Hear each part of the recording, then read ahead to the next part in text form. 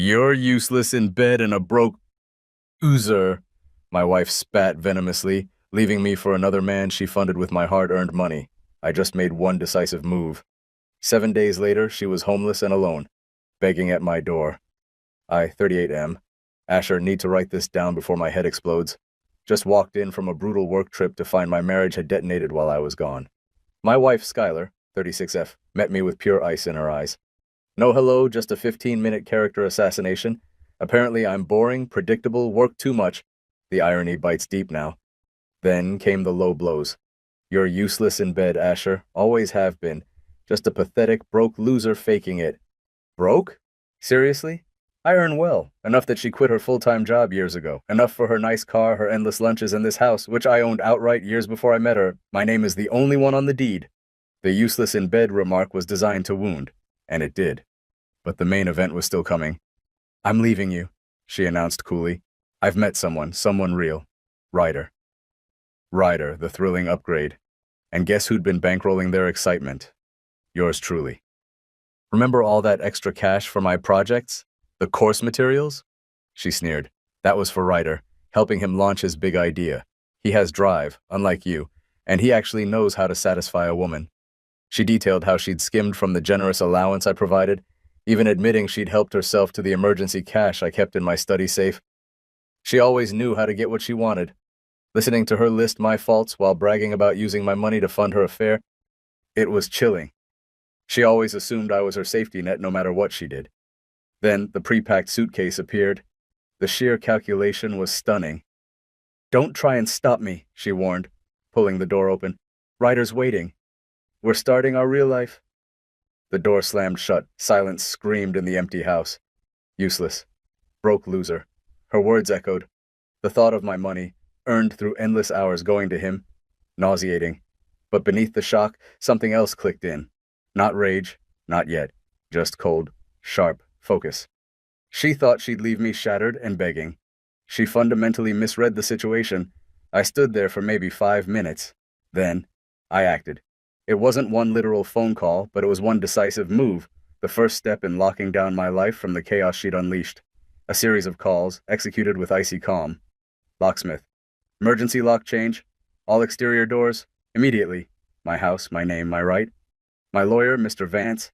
Mr. Vance, it's Asher. Skylar's out. Packed bag, admitted the affair, admitted taking funds. Said it's permanent. Need immediate steps. Secure the property. Prepare divorce filing. Credit card company. Cancel supplementary card ending in Skylar's card number. Effective now. Flag recent activity as potentially unauthorized.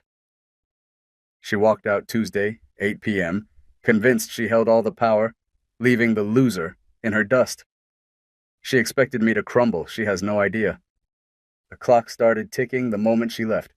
Her real life was about to get uncomfortably real. Updates to follow. Need air.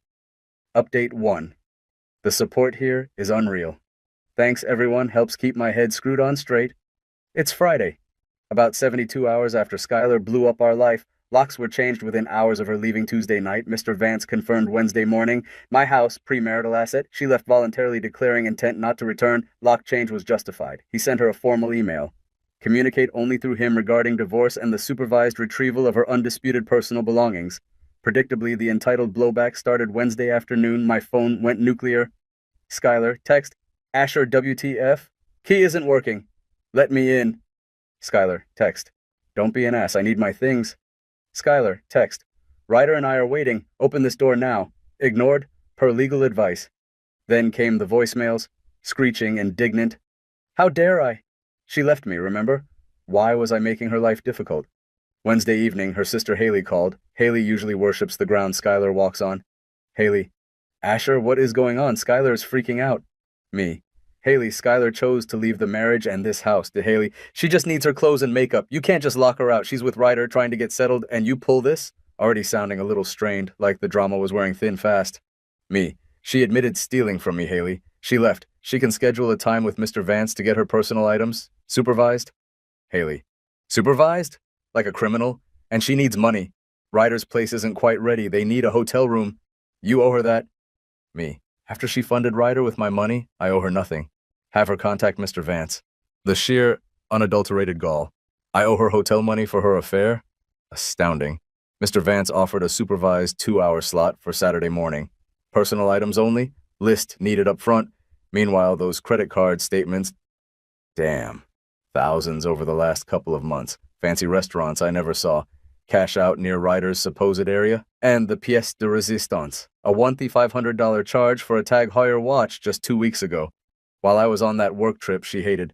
The numbness is burning off now, replaced by a cold, steady fire.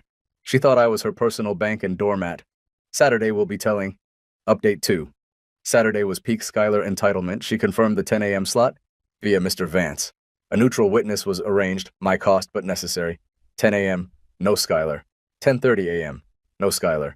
10:45 a.m., an irate email hits Mr. Vance's inbox. From Haley, acting as Skylar's mouthpiece. The supervised terms were humiliating. Skylar demanded unsupervised access whenever she wanted, for as long as she wanted. And the list of items, not just her clothes.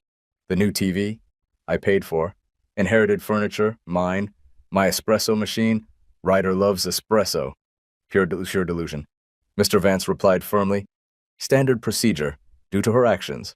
Leaving, theft, hostility. The list is mostly non-negotiable, separate marital property she can't take. She forfeited the scheduled time. She can propose a new supervised time for her undisputed personal items only. He made it clear. Her refusal meant she chose not to retrieve her belongings at that time. Silence, then Saturday 3 p.m. Doorbell. 2 police officers. Report of an illegal eviction, deep breath, invited them in, calmly explained. Showed the deed, my name only, premarital. Showed the texts where she declared she was leaving for Ryder. Showed the lawyer's emails offering supervised access, which she refused. Explained she left voluntarily after admitting infidelity and theft. The officers understood quickly. This is a civil matter, sir. One stated clearly. She vacated voluntarily. We can't force access. She needs to work through your attorney. They documented it and left. The relief was huge, but the anger at her stunt simmered. Using the police as a weapon? Desperate and low? Sunday morning, direct texts started again, bypassing the lawyer. Skylar, you sick the cops on me? You controlling bastard? Skylar, Ryder lost his deposit BC. I couldn't get my things. Your fault. Skylar, you owe me money, Asher. Stress. Ruining things. While Ryder. He's pissed I have nowhere to go. Skylar, Haley says sue you blind. You'll have nothing left, you pathetic loser. So Ryder, Mr. Ambition, bailed the second the money, me, was cut off, and she became inconvenient? Quell surprise. And her immediate reaction is to blame me for the consequences of her choices? Textbook Skylar. Mr. Vance sent a formal cease and desist for the harassment and false police report. Divorce filing is ready to go Monday. He asked again about pursuing the stolen cash and fraudulent charges. Yes, absolutely yes. It's not just the money anymore. It's the principle. The calculated betrayal, the insults, calling me broke after stealing from me? No. Consequences are due. Tomorrow is Tuesday. 1 week since detonation. Judging by Haley's increasingly stressed voicemails, which I'm now saving, Skylar is wearing out her welcome fast. Ryder is apparently MIA. The real life isn't looking so glamorous. The countdown continues. Final update, Tuesday evening. Exactly 1 week since Skylar walked out, spitting venom and promises of a better life with Ryder. The final act just unfolded on my doorstep. The day was quiet. Papers filed. Cease and desist sent. I tried working from home, deleting Haley's increasingly desperate voicemails about Skylar falling apart and how I needed to fix this. Around 6 p.m., the doorbell rang. Peephole is Skylar. Alone, she looked wrecked. Hair a mess, eyes swollen, wearing clothes that looked slept in. No Ryder, no Haley, just her, on the porch of the life she threw away. I opened the door partway, chain securely fastened. Asher? Her voice was thin, barely audible, a ghost of the fury from last week.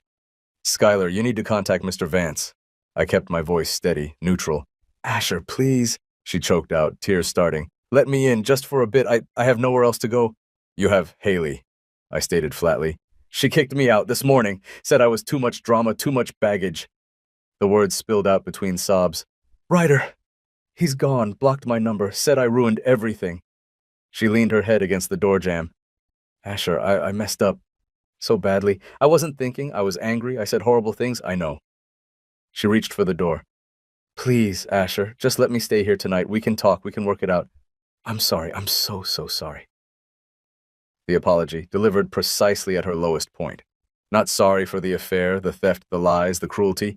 Sorry because her grand escape imploded, leaving her stranded. Sorry because she expected me, her pathetic loser safety net, to catch her. I looked at her. The woman I once loved. The woman who called me useless after using my money to betray me. A flicker of something, pity, sparked. She looked utterly broken. But then I saw her face from last Tuesday, twisted in contempt. Heard the sneer about Ryder. Remembered the pre-packed bag, the stolen watch, the flicker died, leaving only resolution. No, Skylar, I said, my voice quiet but final. You can't stay here. This stopped being your home when you chose to leave it. But where will I go? She wailed, desperation raw in her voice. I have nothing. You have to help me. You chose Ryder. You chose to steal. You chose to leave. I repeated, the words like stones.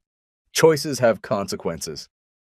I retrieved the resource card Mr. Vance had provided, local shelters, aid organizations, and passed it through the gap. Here, they might be able to offer assistance. She stared at the card as if it burned her. Then her eyes, filled with disbelief, slowly hardened into familiar resentment. The victim act evaporated. You'd really do this? She whispered, venom returning. Turn me away? Yes, I said. You made your choices. This is the consequence. I closed the door. Gently, firmly. The chain slid home. I listened to her muffled sobs turn to pleading, then to curses before her footsteps finally faded away. Silence. It feels different now, clean. This is my house again. Happy? No. That's a ways off. There's a divorce, financial fallout. Mr. Vance is confident about recouping the funds due to clear dissipation, and a lot of healing ahead. But satisfied? Yes. A deep, quiet satisfaction. Justice wasn't about elaborate revenge, it was about letting her face the direct, natural outcome of her own actions. She played a game, bet everything on my weakness, and lost. She's left with nothing but the choices she made. I've kept my home, my self-respect, and my future. It's done. Time to rebuild. Thanks for listening, Reddit. It mattered.